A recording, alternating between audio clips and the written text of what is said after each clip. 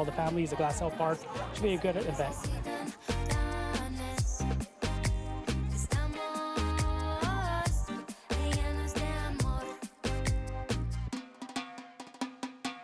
We've been helping a lot of community members with food insecurity, beans, rice, eggs, milk. We're also giving away popcorn and the Subway sandwiches. What is happening here today is just amazing. We have all of our community members here from Juntos Park coming out not only to enjoy watching a wonderful movie in community, but we're also bringing resources to our families here in this area. All throughout the summer, we will be feeding over 1,000 families.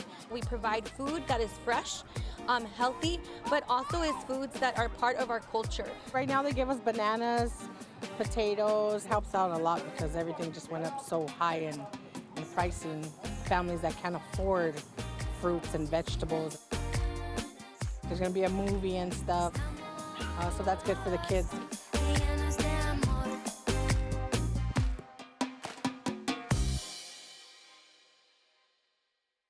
The first annual bike safety camp was recently held in the Pico Union community.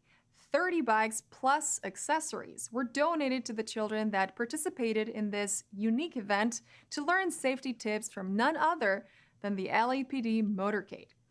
It's never too early to learn about best practices for navigating the roads and streets of LA.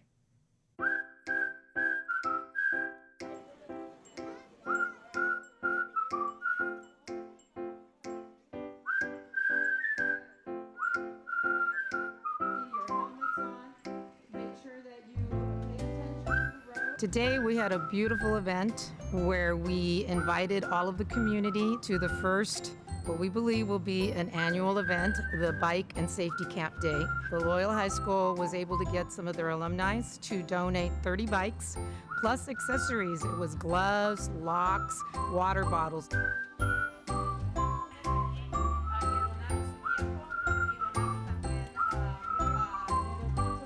The LAPD motorcade was here. It is fun riding a bike, but you also have to be alert and be careful of the traffic. We brought the West Traffic Division motor officers to teach the kids about bike safety and how to ride the bikes in the streets. Mi niño está muy contento porque se ganó su bicicleta. Y además le va a ayudar para que hagan ejercicio, para que no estén jugando tanto el teléfono. People are more distracted in their cell phones. They're paying attention to not really the road. It's very important for you guys to just slow down and be more mindful of the pedestrian traffic.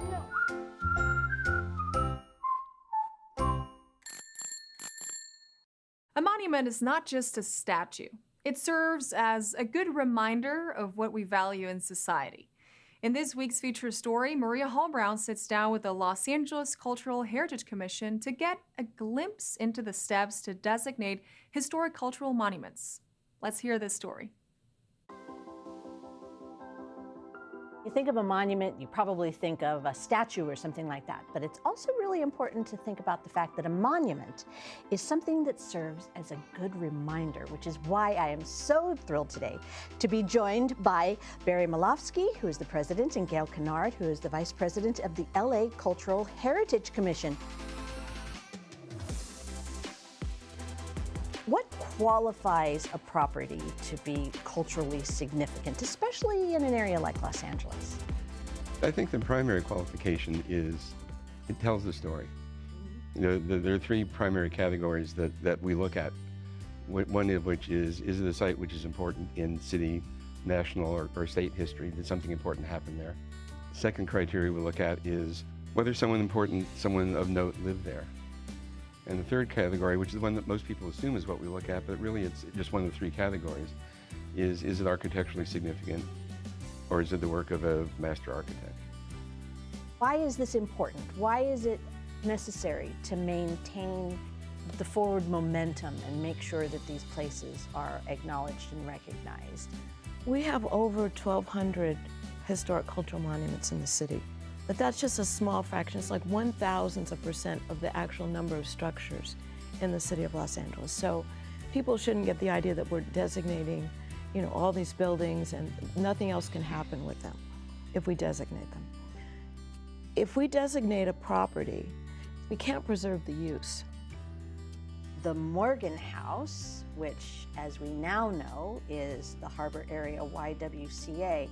The architect of this particular building was Julia Morgan. Julia Morgan, yeah, who's an amazingly interesting woman architect. She became the first woman to be licensed as an architect in the state of California. Most people would know her because she was the architect for Hearst Castle. Leonis Adobe is at the westernmost border of the city of Los Angeles. It's significant both because of its location, because it's an adobe from the early settlement of the city. Also significant is the diversity it represents, because Leonis, in fact, married a Chumash Indian woman. The Golden State Mutual Life Insurance Company building has so many stories within it that it could probably fill its own library.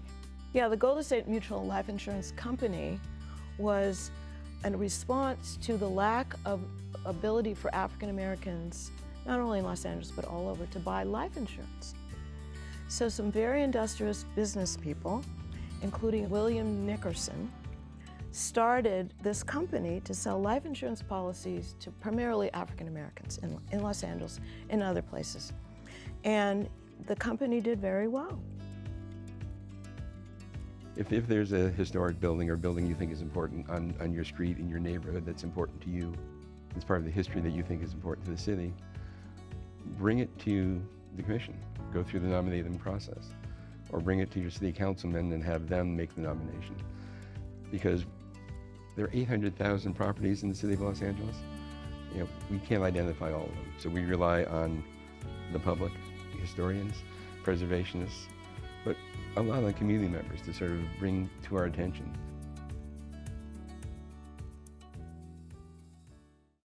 Immerse yourself in Japanese culture at the Nisei Week Festival.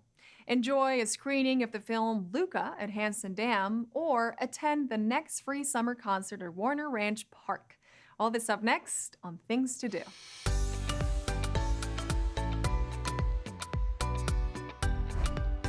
If you love immersing yourself in Japanese culture and traditions, you have to drop by the Nisei Week Festival. Some of the wonderful free events include a full day of anime art and decorated cars on August 13th, the beloved Grand Parade on August 14th, and a taiko drum showcase on August 21st. The festival concludes on August 21st with a traditional Japanese street dancing performance. The Nisei Week Festival is open to everyone and will take place at different locations and venues around Little Tokyo in downtown LA from Saturday, August 13th until Sunday, August 21st. For more details, check out niseiweek.org. Attention families and film lovers in the Valley. Councilwoman Monica Rodriguez is holding her final summer movie night with the animated film Luca at Hanson Dam Aquatic Center. Bring your blanket, towel, and lawn chairs to enjoy this free children's movie that follows a young sea monster boy who experiences a life-changing summer adventure. Families will enjoy lots of free and fun activities for kids before the movie begins. The Council District 7 Summer Movie Night screening of Luca will take place at Hanson Dam Aquatic Center in Lakeview Terrace on Friday, August 12th, starting at 6 p.m. For more information, visit cd7.lacity.org/events. What better way to spend your Sunday night than attending the free summer concerts at Warner Ranch Park? On Sunday, August 14th, get warmed up with the emerging artists opening act, The Silver, an LA-based showcase band with multi-genre originals. Then get ready for the headliner, Billy Nation, a tribute to Billy Joel. Honoring one of the best-selling artists of all time, the performance will feature pianist and vocalist Adam Shapiro. The summer concert at Warner Ranch Park, featuring Billy Nation, happens Sunday, August 14th, starting at 5:30 p.m. The concert will take place at the Nora Ross Fanshell Pavilion in Woodland Hills. For more details about the concert series, which goes through August 28th, visit valleycultural.org. And that's a look at some things to do.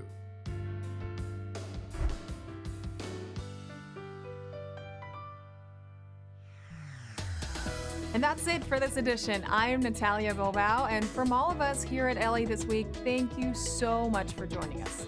A reminder that you can catch us online at lacityview.org, and we're also on Facebook, Twitter, and YouTube. See you next time for more LA This Week.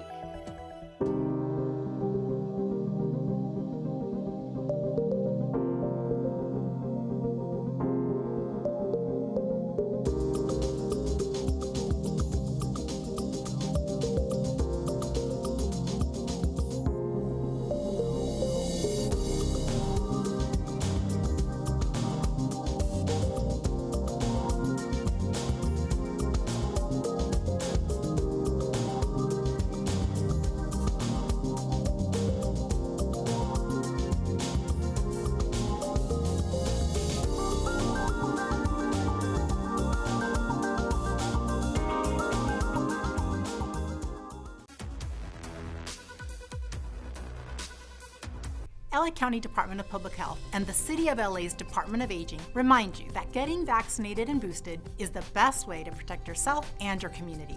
And it's especially important for those at high risk of severe diseases, such as older adults and individuals who are immunocompromised or have chronic conditions. For COVID-19 vaccination appointments or to request in-home vaccination if you or a loved one have difficulty leaving the home, please call 211 or the Los Angeles County Department of Public Health Vaccine Call Center at 833-540-0473. Open daily, 8 a.m. to 8:30 p.m. Remember, vaccines are free and immigration status and insurance are not required. Visit vaccinatelacounty.com for more information about how to get vaccinated. And visit aging.lacity.org or call 213-482-7252 for information on senior services.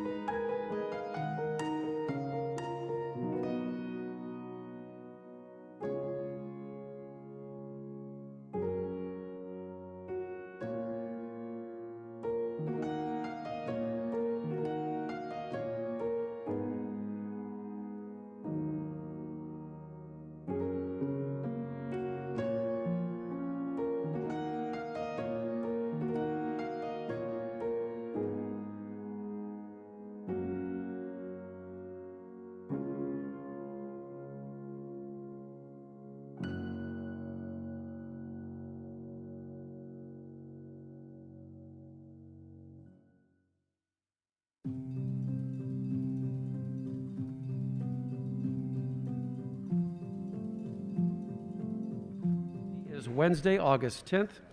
Mitch O'Farrell here, President Pro Tem of the City Council. Madam Clerk, we have quorum. We're ready to go. Please call the roll. Blumenfield. Bonin. Buscaino. Here. Cedillo. Here. De Leon. Harris Dawson. Absent. Koretz. Absent. Krikorian. Here. Lee. Present. Martinez. Absent. O'Farrell. Present. Price. Here. Rahman. Absent. Rodriguez. Here. 10 members present and a quorum, Mr. President. Thank you. What's our first order of business? Approval of the minutes of August 9th, 2022. Councilmember Blumenfield moves. Councilmember Bonin seconds. Next. Commendatory resolutions for approval. Councilmember Lee moves. Councilmember Price seconds. Next, please. Mr. President, there is a request to hold item number 7 on the desk. Without objection, that shall be the order. And what do we have next? Items 1 through 7 are items for which public hearing has been held. Items 8 through 14 are items for which public hearings have not been held. 10 votes are required for consideration. Thank you. Mr. Bonin, did you want to? Mr. President, on item number 1, it's a nomination to the Transportation Committee. The Mayor's office has withdrawn the nomination, so that should have been listed as a receive and file. Receive and file item 1. Does that leave us items 2 through 7 then? We'll vote on one separately. Thank you. Let's. All right. Where are we now, Madam Clerk? Is there a second for the motion on item 1? I'll second. Thank you. And where does that leave us? And does council members have items to call special? Yes. Special. Item 7 special. Thank you. Thank you, Ms. Rodriguez.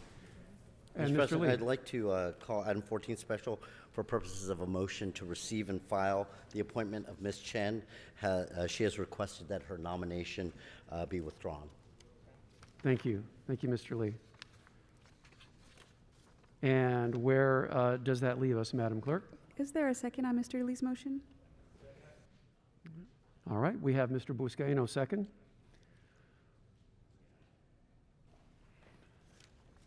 Thank you, Mr. President. There are cards on items 8, 9, and 11 through 14. The council may now vote on items 1 through 6 and 10. Okay. We're voting on items 1 through 6 and item 10.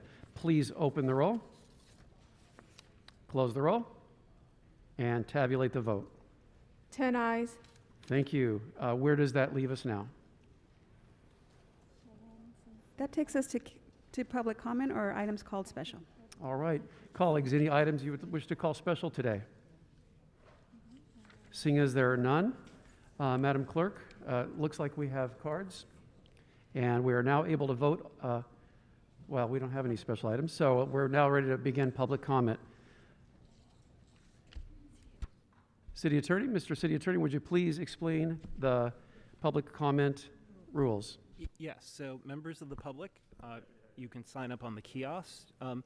If you wish to speak on any of the items that are open for public comment, which are items now 8, 9, 11, 12, 13, 14, you'll have 1 minute per item, up to 3 minutes special. And if you wish, 1 minute for general public comment, where you can talk about anything that's within the subject matter jurisdiction of the city. And with that, we're ready to begin listening to the speakers. Thank you, Mr. City Attorney. First up, we have Arnold Sachs. You have filled out a card for items items 8 and 9, 11, 13, and 14. You'll have 3 minutes for those items and then 1 minute for general public comment. Mr. Sachs. As usual, please begin with the items, Mr. Sachs. The items? Oh, okay. Thank you. Good morning. Arnold Sachs. Item number 8 refers to the relocation of displaced residents. I'm not sure why you don't use MICLA funds to build back better the housing while these people are in temporary homes. You could use MICLA funds, which are municipal issued City of Los Angeles bonds, and it wouldn't cost the city anything. The people could pay them back through their rent. But we don't want to do that. We'd rather go with a bank so we can pay millions of dollars in interest. Item number 9 refers to the city is going to pay $40,000 to somebody who owns a parcel in Griffith Park, which once acquired will be donated to the city. Why the fuck would you pay $40,000 to acquire a donation? That doesn't make any sense. Mr. City Attorney, do you look at any of this stuff? Do you peruse this agenda? Is there somebody who looks at this stuff? Why would you pay $40,000 to somebody and then turn around and say, hey, why don't you donate that? They'll turn around and say, why don't you give me another $100,000 and maybe I'll think about it. Makes no sense. But you know what? What the heck? Number 11 refers to the Beirut port explosion. That was the same stuff that was used in the Oklahoma City bombing. That left a huge ship of shit sitting in a ship in the Beirut harbor, which nobody recognized was there. How fucking stupid was that? Number 13 refers to neighborhood commissioners. So you have neighborhood commissioners, you have neighborhood empowerment, you have neighborhood councils, but you very rarely have any community input on any of these items. Why not? You got all this neighborhood shit going on, but you have no community input. What are you doing? Number 14, and I'm not looking to be racist here, but this woman appointed to the El Pueblo Historical Monument, she's not Hispanic. Wouldn't you be better served to appoint a Hispanic person to that monument? It's about the historic monument in L.A. They're most historic people in L.A. And you're appointing an Asian American? Wouldn't she be better served to sit on a panel to look into the destruction of Chinatown? Why don't you have that done? Public comment.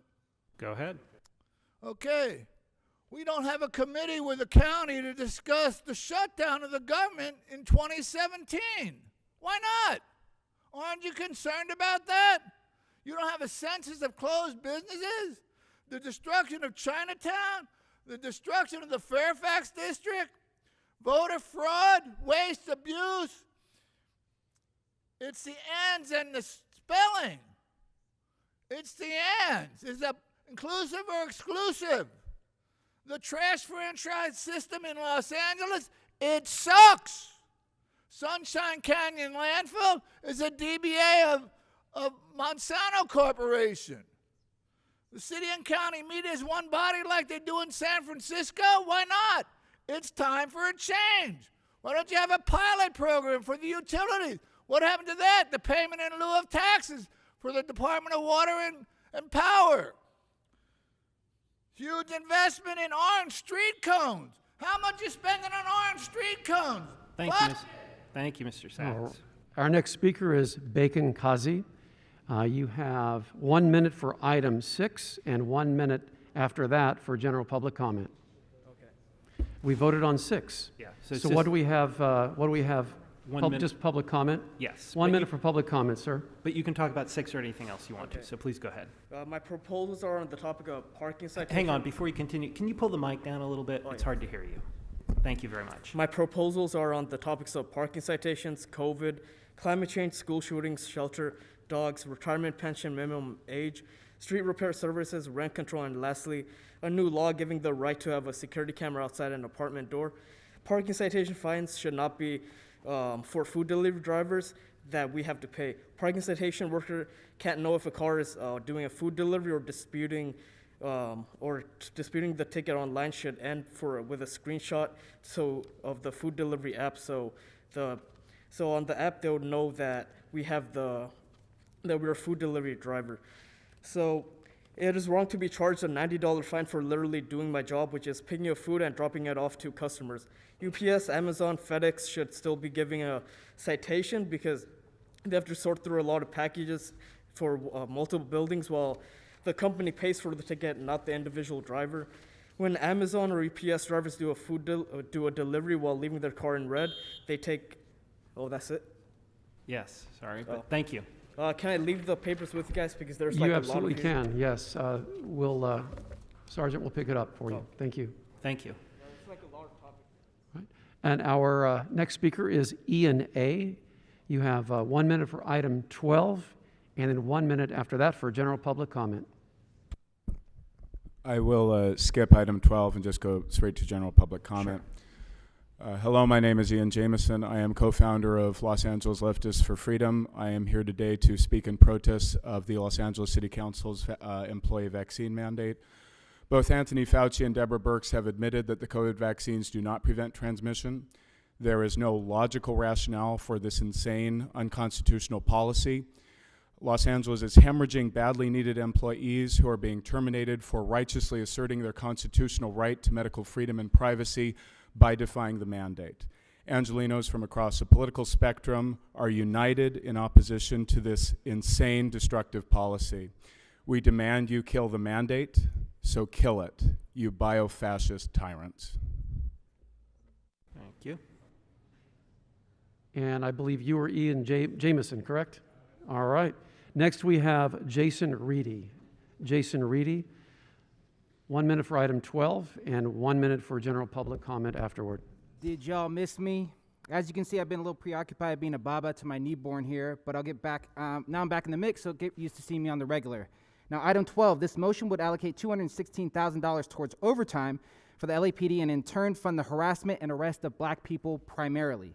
We've seen the targeting of black people by LAPD's Hollywood Entertainment Detail, and I'd also point you to the on-the-ground work of William Good from Film the Police, who puts on display biased policing occurring in Hollywood daily. It's no wonder Emperor Palpatine, or Paul Kerkorian, as y'all refer to him, is seconding this. He's anti-black. As chair of the Budget and Finance Committee, he helped craft historic increases to the LAPD's budget, with it going from $24 million in 2011 to as high as $181 million in 2019.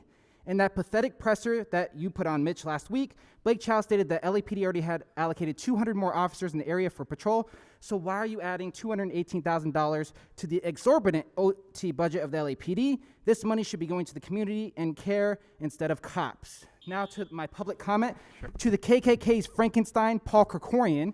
The last meeting I was here in June, as I was leaving, you were quoted saying, when does he start getting arrested instead of explaining things to him? When do we place him under arrest?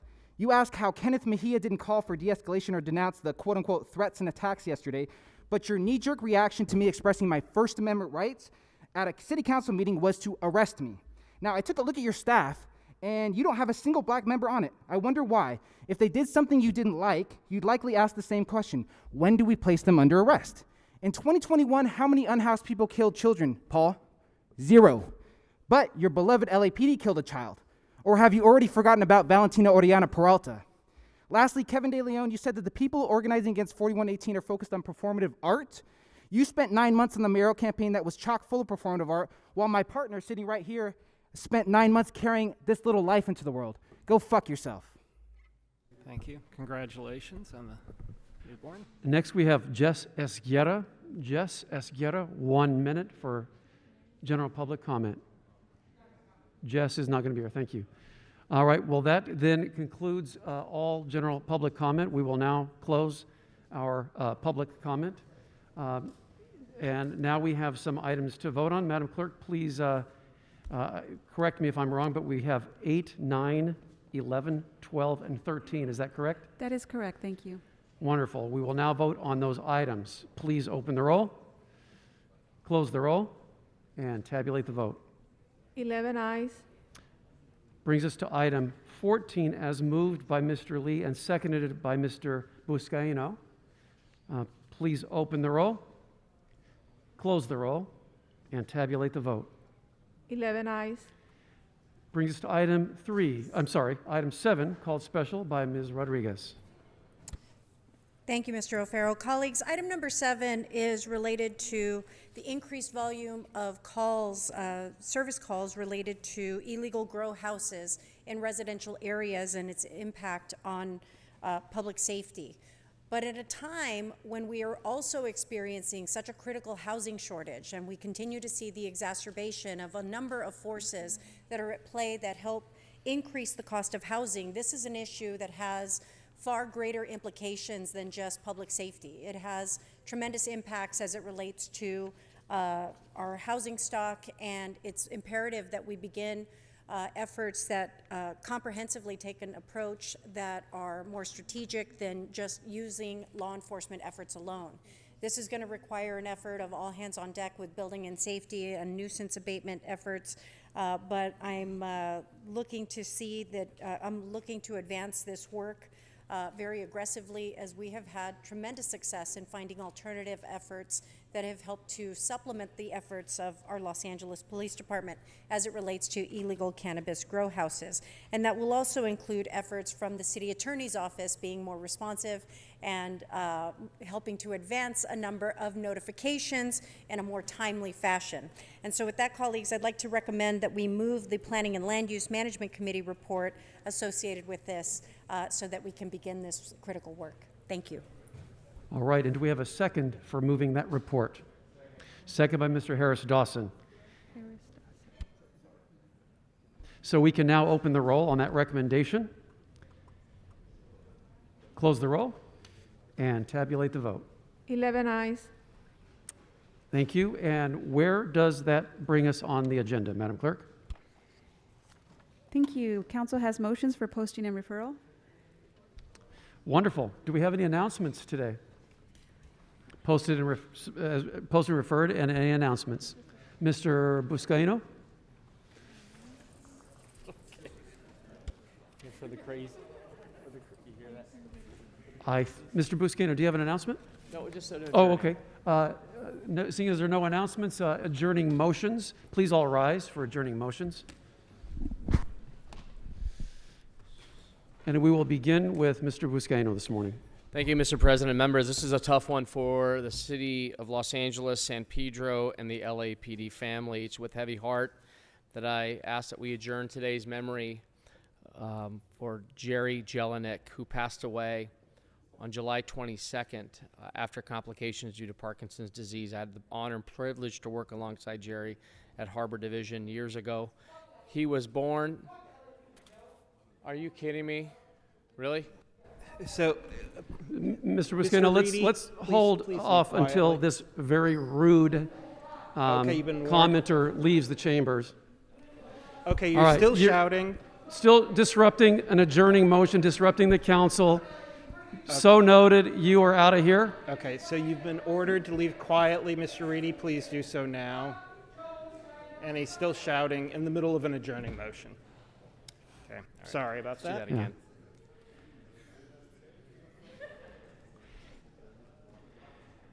Yeah. And he has a baby at that. All right, please let's resume. this adjourning motion. Call DFS on him. Again, sorry. And to the Jelinek family, our deepest apologies. So it's with heavy heart that I ask that we adjourn today's meeting in memory of Jerry Jelinek, passed away on July 22nd after complications due to Parkinson's disease. He was born on April 26, 1943 in Croatia and came to America in 1957 to live out the American dream. He attended Dana Middle School and San Pedro High School, where he graduated in 1961. He went on to work for LAPD for over 40 years, and that was his dream job. He looked forward to work every day, make lifelong friends, and also to serve and protect the people of Los Angeles. In his free time, Jerry loved to go to the Colorado River, play soccer, go to the gym, spend time with his grandkids, go to breakfast with his daughters, and always enjoyed a full house with his family, enjoying a nice dinner. He'll be truly missed and was loved by so many. He touched so many lives with his gentle and kind personality. His smile, jokes could light up a room. He is survived by his wife of 53 years, Yolanda, his 4 daughters, Linda Carter, Yvonne Pignatori, Tiffany Jelinek, Crystal Jelinek. He has 11 grandchildren and 5 great-grandchildren whom he adored.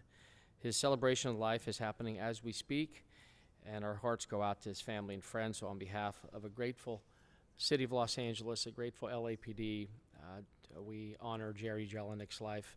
To the city, may he rest in peace. Thank you, members. Thank you, Mr. Buscaino. And Mr. De Leon. Yeah. Thank you very much, Mr. President. Colleagues, I rise to adjourn in the memory with a very heavy heart today to adjourn in memory of Maria Elvira Rivera, the grandmother to my Chief of Staff, Jennifer Barraza, who was laid to rest this past Saturday at the Hollywood Forever Cemetery.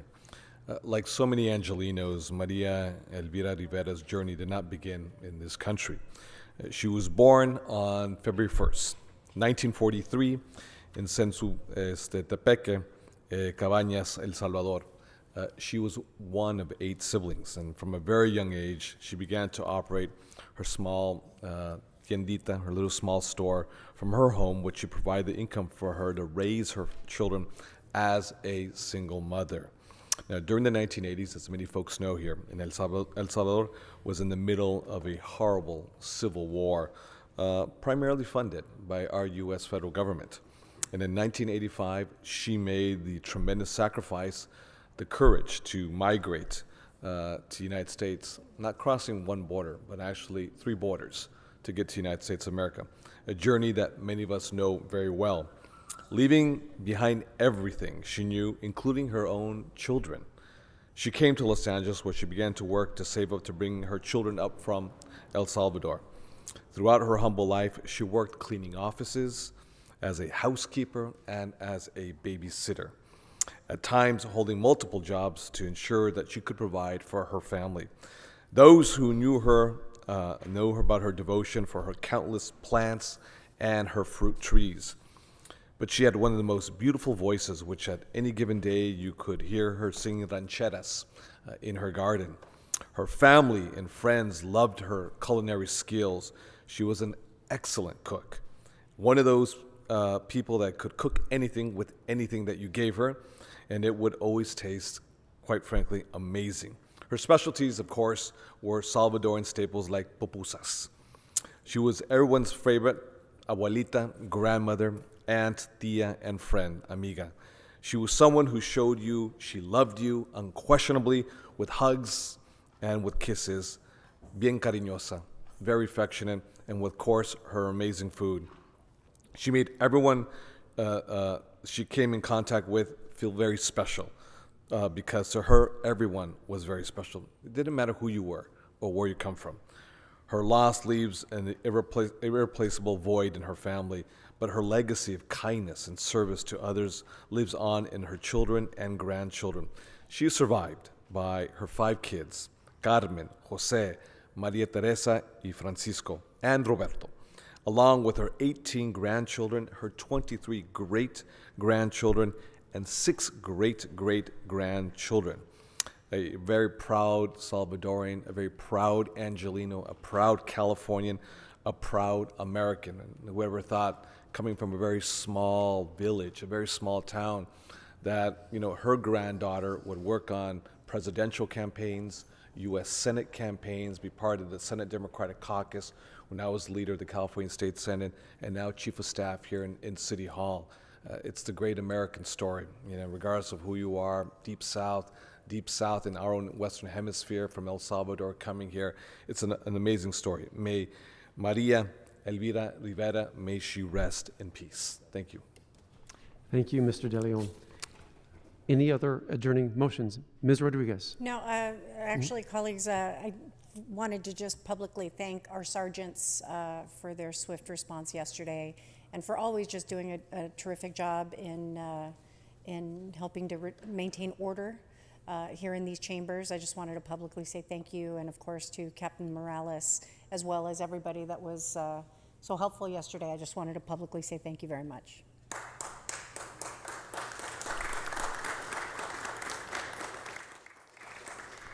Here, Ms. Rodriguez, and hopefully we hope the officer who was injured is right on, recovering. Great. And Mr. De Leon, we have another adjourning motion. Yes. Yeah, thank you very much, Mr. President. Last one, colleagues. I wish to belatedly adjourn in the memory of the former Japanese Prime Minister Shinzo Abe, who died last month while our council was, in fact, in recess. As you may know, Shinzo Abe was the longest-serving Japanese Prime Minister and was assassinated in the city of Nara, Japan. He was only a very young age of 67. In addition to serving as Prime Minister of Japan, he also served as President of the Liberal Democratic Party, LDP, from 2006 to 2007, and again from 2012 to 2020, just recently. Before he left office just a few years ago, in 2020, due to a relapse of his colitis, he helped pull his country out of an extended economic malaise. Abe was born into a very prominent political family in Tokyo and was the grandson of Prime Minister Nobusuke Kishi.